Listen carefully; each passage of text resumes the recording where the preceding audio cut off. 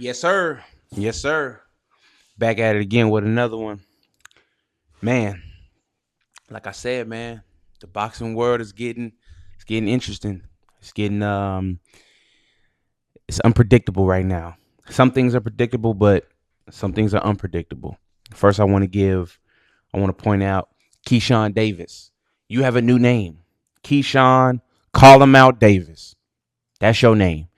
He calling everybody out. He want all the smoke, all of it, and you gotta love it. You gotta enjoy it. This is what boxing is about. Fighting the best fighters at the best time for the best situation in the best venue, right? Um, I think for now, Keyshawn is gonna keep fighting on the undercard. He might keep being the co-main event. I think he's got to build his name up just a little bit more. Then he can main event a fight. I feel like he can. He's gonna need that. I think he's gonna need that other mega star. Not even a mega star. He's gonna need that other star in boxing to help him sell a fight. For now, he'll get there eventually. I feel like he will. Um, but he called out Isaac Cruz, Pitbull Cruz at 140. We just seen Keyshawn fight at 140, dominant fashion, TKO win. Um, he was gonna win the fight regardless by unanimous decision, but it was important for him to get the stoppage, and he did. You got to give it to him. You got to give it to him. Keyshawn Davis is a hot name in boxing right now, and you just got to give him his credit, man. You got to give him his credit. I want to see. I don't think him and Devin a fight right now. I think that fight is for a later time. Devin has other plans. Um, and those other plans are Ryan Garcia. I want y'all to take a listen to this interview he had after the Ryan Garcia fight. Take a listen. You are the welterweight champion and a man in demand right now in that division, but the man you said you want is Ryan Garcia. Is that the fight you're looking for next? Yeah, I mean, it has a storyline, it has the bad blood, it's a unification now, and it's the biggest fight in boxing, so it's a perfect fight to be made, and right now is the time. What did you think of Ryan's performance? I thought Ryan did what he was supposed to. I figured he would do that against Mario Barrios. Mario Barrios was a perfect opponent for Ryan. Do you think things will be different with you the second time around? Definitely. I want to be careful when I say this. It's not that I don't think he sounds confident, but I think he sounds a little worried, just a little bit. If y'all watch that Ryan Garcia and Mario Barrios fight, Ryan has established a right hand that he intends to use, hopefully for the rest of his career, because he's a dangerous fighter when he uses his right hand and his left hook. Right? His defense can still be cleaned up a little bit. He's still doing that 360. He's still doing that turning, trying to feel it. Like he's got to fix that. And I believe he will, because great fighters make adjustments. But I feel like Devin wants that fight, but he has to understand from a publicity side. My words got caught up. He is not the A side in this fight. He will be the B side. He will be sitting, if we're in the press conference, he'll be sitting on the right. He'll be sitting on the right of the podium, because that's where the B-siders fight. That's where they sit. The only reason I say he's the B side is because he's not the favorite to win in this fight. He's not the household name in this fight. And I'm just talking about the Ryan Garcia rematch. The first fight, he was the A side because he called out Ryan. You know, he wanted to make that fight happen. He was making the big fights happen. He just came off a win at one. I want to say, was that Regis? I think he fought Regis before Ryan.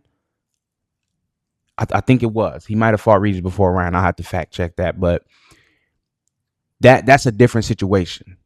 Now that the fight played out, how it played out, how dominant Ryan was on PEDs. He did cheat. But from a fan perspective, we only see him being knocked down on the canvas. We don't take the PEDs into consideration as we should, right? He did cheat. He did have some advantages in the ring. He was stronger. He did look stronger. He did come in 3 pounds overweight. Paid Devin his money. Still fought him. Respect to Devin for that. You know, a guy that comes in overweight, shows unprofessionalism. Theoretically, you won't fight a guy like that. But he did. So I give respect to Devin.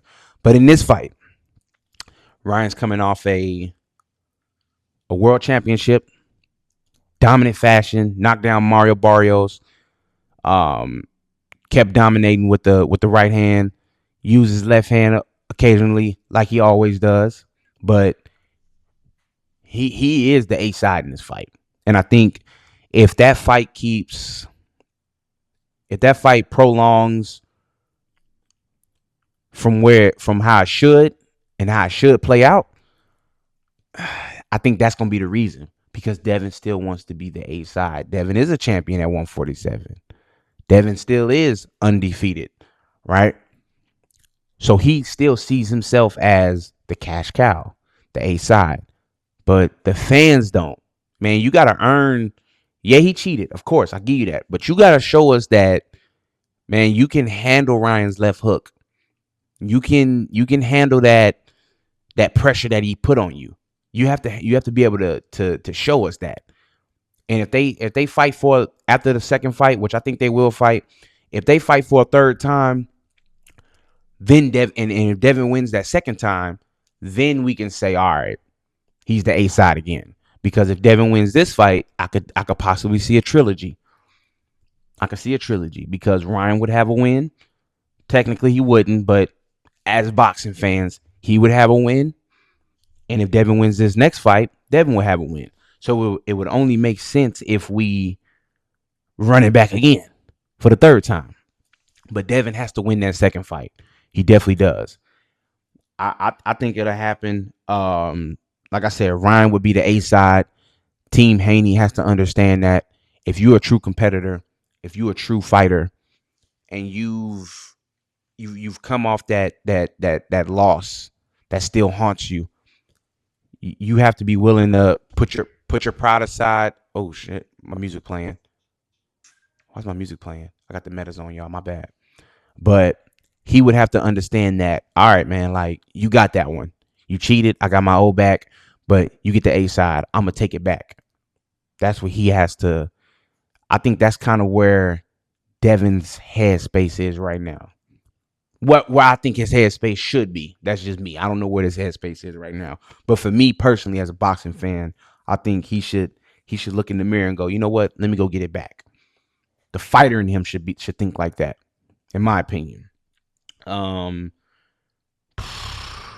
Could we possibly see a Keyshawn Davis and Pitbull Cruz co-main event to the Devin Haney and Ryan Garcia part 2? Keyshawn wins that fight. Devin wins his fight. Then we can call out. Then we can make that happen. Then we can promote it better, because y'all both have came off a win. And now it's only right that y'all fight each other. Hopefully Devin gives him a title shot, but I doubt he does.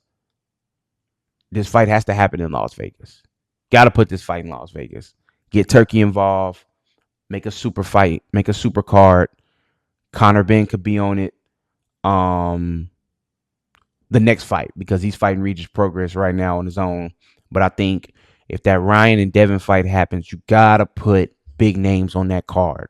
Turkey's doing a good job at that so far. So, look, man, I don't know, man. Let me know if y'all think Devin sound a little.